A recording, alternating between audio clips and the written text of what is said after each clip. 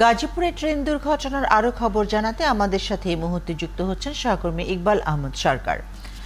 ইকবাল, আপনি আমাদের জানাবেন ট্রেন চলাচল স্বাভাবিক হওয়ার পর এখন পরিস্থিতি কি আছে এবং স্টেশন এলাকায় সতর্কতা কি দেখছেন আপনি? দুর্ঘটনার ঘটেছে সেখানে এখনো যাত্রীবাহী ট্রেনের কয়েকটি বগি এবং তেলের ওয়াগান রয়েছে, সেগুলি উদ্ধার প্রক্রিয়া চলছে এবং যেই ওয়াগানটা থেকে তেল বের হচ্ছিল সেখান থেকে এখনো তেল বের হচ্ছে, সেগুলি বালতি দিয়ে বা পানির মগ দিয়ে সেগুলি রক্ষা যতটুকু সম্ভব রক্ষা করার চেষ্টা চলছে। আর এই পর্যন্ত যে 3টি তদন্ত কমিটি আলাদাভাবে গঠন করা হয়েছে, রেলওয়ের পক্ষ থেকে 2টি এবং জেলা প্রশাসনের 1টি কমিটি গঠন করেছে। এই 3টি কমিটি, জেলা প্রশাসনের কমিটি আগামী 2 দিনের মধ্যে এবং রেলওয়ের যে 2টি কমিটি সেটা 3 দিনের মধ্যে তারা তদন্ত প্রতিবেদন দাখিল করবে। এছাড়া এই ঘটনায় এ পর্যন্ত 3 জনকে রেলওয়ে স্টেশন মাস্টার জয়দেবপুরের স্টেশন মাস্টার সহ 3 জনকে সাময়িকভাবে বরখাস্ত করা হয়েছে। আর যে ওয়াগানগুলো রয়েছে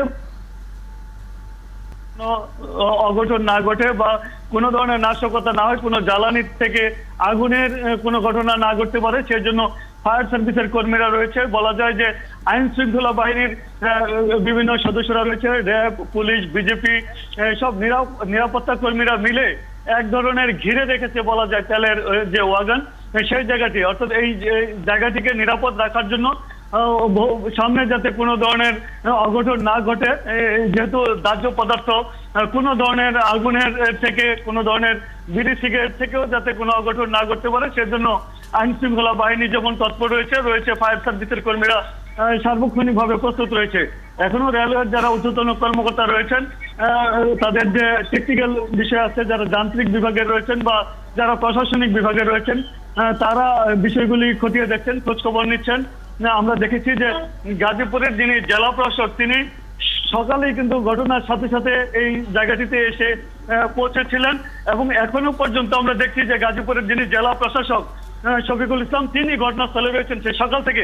আমরা একটু তার সাথে কথা বলতে চাই যে সর্বশেষ পরিস্থিতিটা কি, আপনারা কি কি ধরনের বিষয়াদি খোঁজ খবর নিচ্ছেন?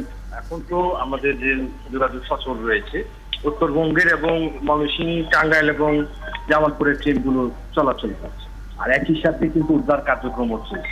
আপনারা দেখছেন যে উদ্ধার কার্যক্রম চলার মাধ্যমে কিন্তু রেল যোগাযোগটা সচল করা হয়েছে। আর এখন হাইড্রোলিক সিস্টেমে তারা বগিগুলোকে যথাস্থানে রেলের লাইনের উপরে স্থাপনের মাধ্যমে এই ক্ষতিগ্রস্ত যে অয়েল ট্যাঙ্কার গুলো এবং অন্যান্য বগিগুলো আছে এগুলোকে সরিয়ে নিয়ে যাবে। খুব অল্প সময়ের মধ্যে আশা করছি আমরা যে দ্বিতীয় যে রেল ট্র্যাকটি আছে এটিও সফল হয়ে যাবে। আর কি ধরনের এখনো সংখ্যা রয়েছে যেখান থেকে তেল এখনো বের হয়ে পড়ছে, সেটার আধুনিক কোনো পদ্ধতি দেখছি না?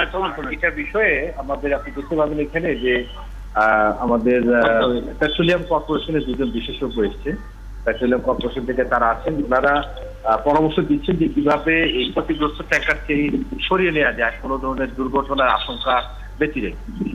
ওনাদের পরামর্শ অনুযায়ী রেল বিভাগ এই উদ্ধার কার্যক্রমটা করছেন, এই ট্যাঙ্কারটিকে সরিয়ে নিয়ে যাচ্ছেন। আমরা এতক্ষণ আমাদের নিজস্ব পদ্ধতিতে আমরা বালতি দিয়ে তেলগুলোকে সংরক্ষণ করে আরেকটি ড্রামে স্থানান্তরের মাধ্যমে আমরা ব্যবস্থাপনা করছিলাম। এখন এটি সরিয়ে নিয়ে গেলে এই দুর্ঘটনা ঘটার বিষয় থেকে আমরা একটু উত্তর শুনতে পারবো। ধন্যবাদ ফারজান। আপনি শুনছিলেন গাজীপুরের যিনি জেলা প্রশাসক, তিনি ঘটনার পর এসে এখনো পর্যন্ত একেবারে দায়িত্ব পালন করছেন, তদারকি করছেন এবং কিভাবে বিষয়টি সুন্দরভাবে সুরাহা করা যায় অর্থাৎ সেটাই তার চেষ্টা করছেন। ইকবাল সরকার, আপনি খবর রাখতে থাকুন, আমরা পরবর্তীতে নিশ্চয়ই আপনার সঙ্গে আবারও যুক্ত হব।